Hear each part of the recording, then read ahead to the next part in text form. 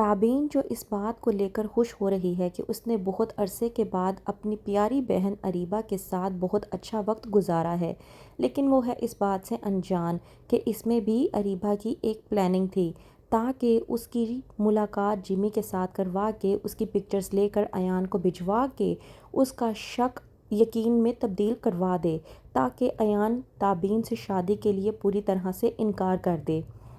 ڈرامے کے next episode میں آپ لوگ دیکھیں گے کہ اریبہ جب کہتی ہے تابین سے کہ چلو میرے ساتھ، تو وہیں پر تابین کہتی ہے اریبہ سے کہ تھوڑا انتظار کر لو، میں پھپھو کی اجازت لینے کے لیے آئی تھی لیکن پھپھو گھر پر موجود نہیں ہے اور ان کا موبائل بھی گھر پر ہی ہے، ورنہ میں ان سے فون پر بات کر لیتی۔ اس بات پر اریبہ تابین سے کہتی ہے کہ بس کر دو، تمہیں اب کسی کی اجازت لینے کی ضرورت تو ہے نہیں، تم کوئی دودھ پیتی بچی تو ہو نہیں جو تم ہر کسی کی اجازت لیتی پھرو گی، اور یہ سب کچھ تم بعد میں بھی پھپھو کو بتا سکتی ہو، ابھی ہمارے پاس اتنا وقت نہیں ہے، اگر ہم لوگ اسی طرح سے ڈیلے کرتے رہے تو وہ انسان وہاں سے چلا جائے گا اور مجھے اسی طرح سے بلیک میل کرتا رہے گا۔ اریبہ تابین کو اپنے ساتھ مال میں لے جاتی ہے، وہاں پر ریسٹورانٹ میں پہلے سے ہی جیمی موجود ہوتا ہے۔ اریبہ تابین کو اشارہ کرتی ہے اور بتاتی ہے کہ یہی وہ لڑکا ہے جو مجھے بے حد پریشان کرنے کی کوشش کر رہا ہے۔ تابین جو کہ بغیر کچھ سوچے سمجھے جیمی کے پاس چلی جاتی ہے اور وہیں سے اریبہ جاتی ہے ہارون کے پاس۔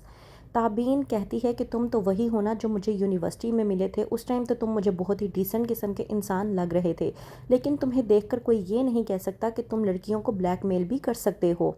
جمی جو کہ کہتا ہے کہ تم اتنا غصے میں بات کرنے کی کوشش کیوں کر رہی ہو، بات تم آرام سے بھی کر سکتی ہو۔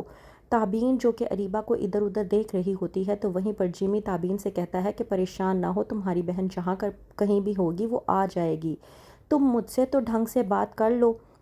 اس بات پر تابین جمی پر بھڑکتی ہے اور کہتی ہے کہ بس بہت ہوا، میں تم سے صحیح طریقے سے بات کیوں کروں، تم ہوتے کون ہو اور تمہاری اتنی جرأت کہ تم میری ہی بہن کو بلیک میل کر رہے ہو، میں تمہیں دیکھ لوں گی، اگر اب تم نے میری بہن کو بلیک میل کرنے کی کوشش کی یا اس کے ساتھ کوئی بھی ایسی حرکت کرنے کی کوشش کی تو تمہارے لیے اچھا نہیں ہوگا۔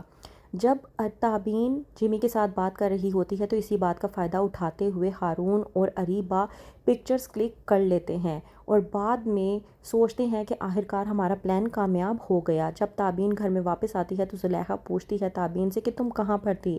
کہتی ہے تابین اپنی پھپھو سے کہ آپ فکر نہ کریں، میں آج بہت خوش ہوں اور اتنا خوش ہوں کہ میں آپ کو بتا نہیں سکتی۔ زلیخا کے پوچھنے پر تابین بتاتی ہے کہ آج میں نے بہت عرصے کے بعد اریبہ کے ساتھ ایک اچھا وقت گزارا ہے۔ زلیخا کو وہیں پر شک ہو جاتا ہے کہ اریبہ کچھ نہ کچھ حرکت کرنے کی کوشش کر رہی ہے۔ زلیخا تابین کو الرٹ کرتی ہے اور کہتی ہے کہ میری بات کو سمجھو اور اریبہ سے احتیاط برتو، جتنی تم اس سے احتیاط برتو گی اتنی ہی تمہارے لیے بہتری ہوگی، ورنہ وہ تمہاری زندگی برباد کر کے رکھ دے گی۔ وہیں پر دوسری طرف مراد جو کہ اپنے دوست ایان سے کہتا ہے کہ اشتیاق صاحب نے تمہارے بارے میں پوچھا تھا تو میں نے تمہارا اور تابین کا انہیں بتا دیا ہے اور انہوں نے خاص طور پر تمہیں بلوایا ہے۔ کہتا ہے ایان کہ تمہیں بھی امی کی طرح کی عادت پڑ گئی ہے، مجھ سے پوچھے بغیر ہی سب کچھ کر دیتے ہو۔ وہیں پر مراد کہتا ہے کہ بس کرو، تابین تمہاری منگیتر ہے، تمہیں اس کے ساتھ جانا چاہیے اور اپنا وقت گزارنا چاہیے۔ جب تابین اور ایان جانے لگتے ہیں تو وہیں پر اریبہ کو بے حد غصہ آتا ہے، وہ وہیں پر ہارون کو کال کرتی ہے اور کہتی ہے کہ تم نے ابھی تک